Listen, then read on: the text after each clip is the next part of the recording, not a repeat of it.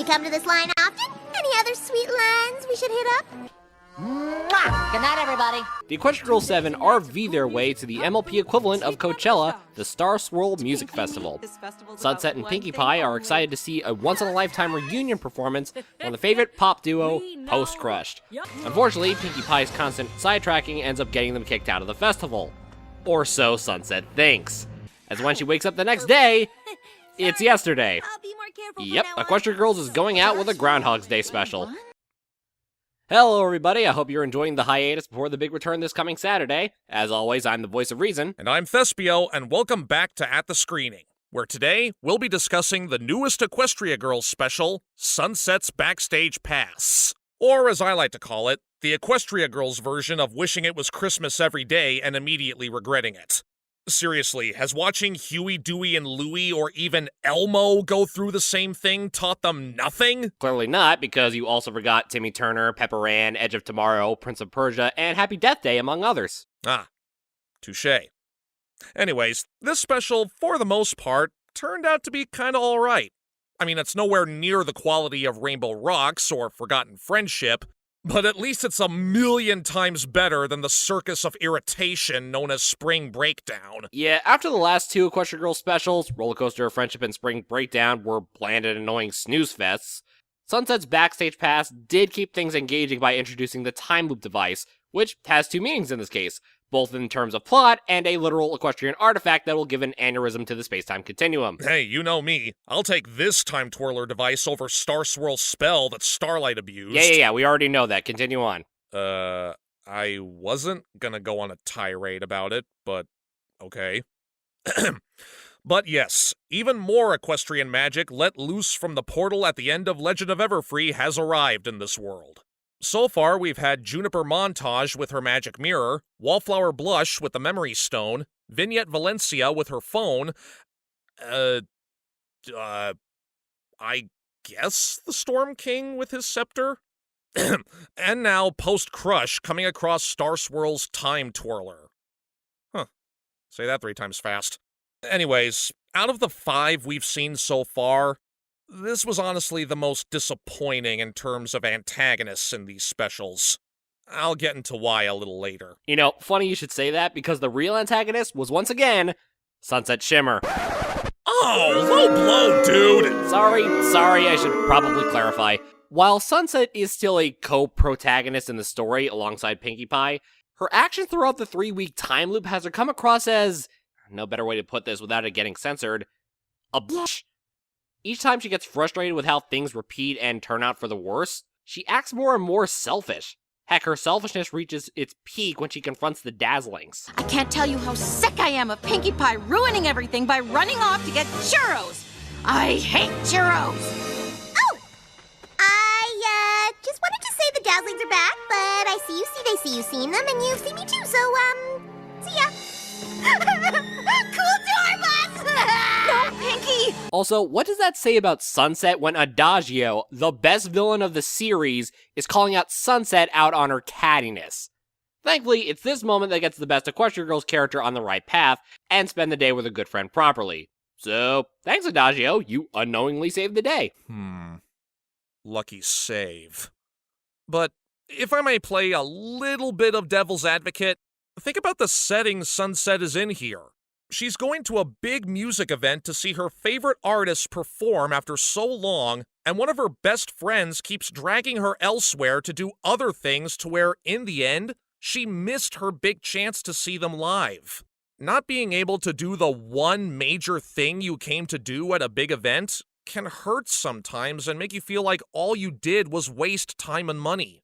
Granted, that doesn't make Sunset in the right to yell at Pinkie and make it seem like she hates being around her, but I do understand the emotion she's going through given the setting she's in, and I'll admit it did kind of hit close to home for me. Before I started going to pony conventions, I used to attend Anime Expo, and every time I went there, I went by myself. Being able to go see so many events and panels you want without having to drag anyone else around does feel nice from time to time.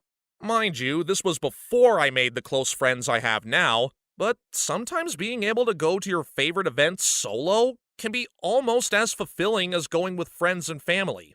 In a way, this was Sunset going through similar emotions to what Twilight was feeling in the movie when she saw her friends kept screwing everything up and she knew she was literally the only pony princess who could save her home.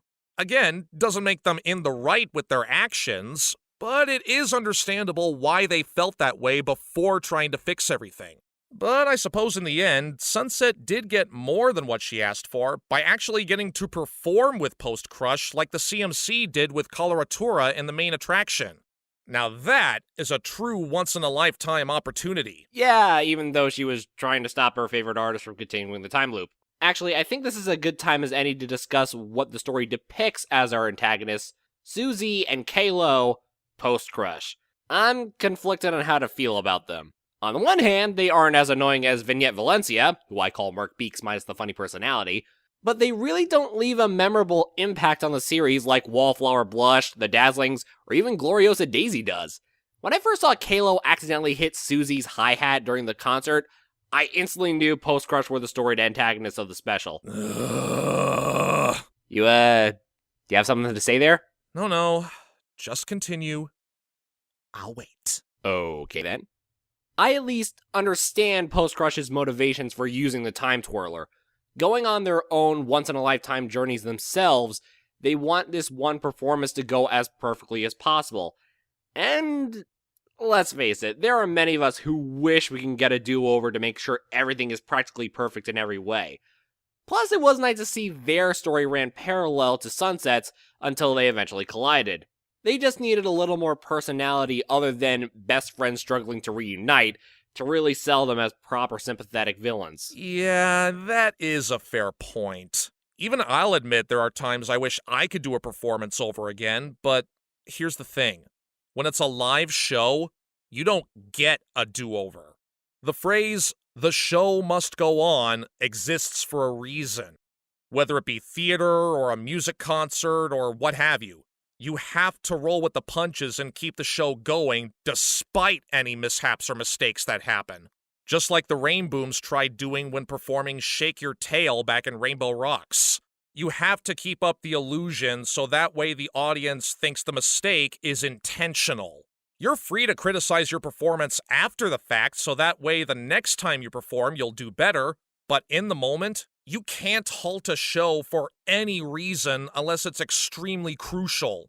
Like, say, the entire stage collapses or catches fire or something. Or your Axl Rose. But anyway, while Post Crush may have had an understandable motivation attached to them, it still honestly felt like a big slap in the face that they were the antagonists and not the Dazzlings. Good golly almighty were the Dazzlings misused here. They finally come back after nearly 5 years, and they were only used as red herrings. They made the most intimidating villains in the whole Equestria Girls franchise completely pointless in this story. Even after teasing us with the Find the Magic music video, they gave us a big nothing sandwich. I think it would have been far more interesting if the Dazzlings were using the time twirler to maybe help them gain their singing voices back naturally over time since their gems were shattered. But instead of them singing incredibly haunting vocals and absorbing magic as a result, in here, it's just a fog machine and auto-tuning. Oh, sorry, I mean vocal processing. Admittedly, that last bit is actually kind of funny and a bit karmatic, seeing as Adagio hates the fact that they require auto-tune to sound remotely in tune. Actually, given Adagio said it was her idea to use an audio loop, were they actually lip-syncing their performance? That is pure schadenfreude, and I love it. Oh my god. I don't know how or why, but they did it. They actually turned the Dazzlings into a supergroup of Milli Vanilli and Ashley Simpson. There's nothing about this whole scenario that doesn't make me so ashamed I want to violently cry my eyeballs out. Whoa, you didn't know that you fell. Yeah, you clearly didn't know, 'cause you fell hard! Thespio? Buddy? You okay? Yeah. I'll be fine.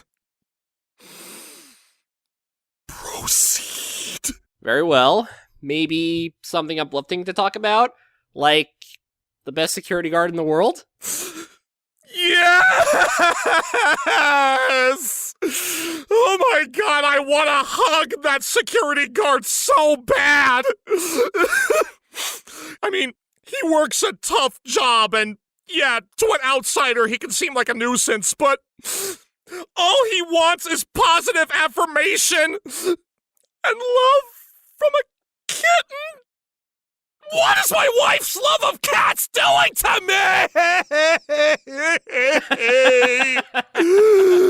Well, the security guard is a total bro. You respect him, he respects you. You respected my security line earlier today, so many of these kids just don't get it. So I thought, hey Self, these gals aren't crazy fans, they're just fans. And they didn't do anything illegal. You're just big fans of Post-Crush. And since security is all about karma, I thought it's only right you should be able to see the show. On that note, this special was also pretty funny. The time loop antics plus some of Pinky's actions generated a barrel of laughs. Some unintentional, like the opening act of this current video. Show of hands in the comments, how many of you did a double take when Pinky mentioned hitting up some fun lines?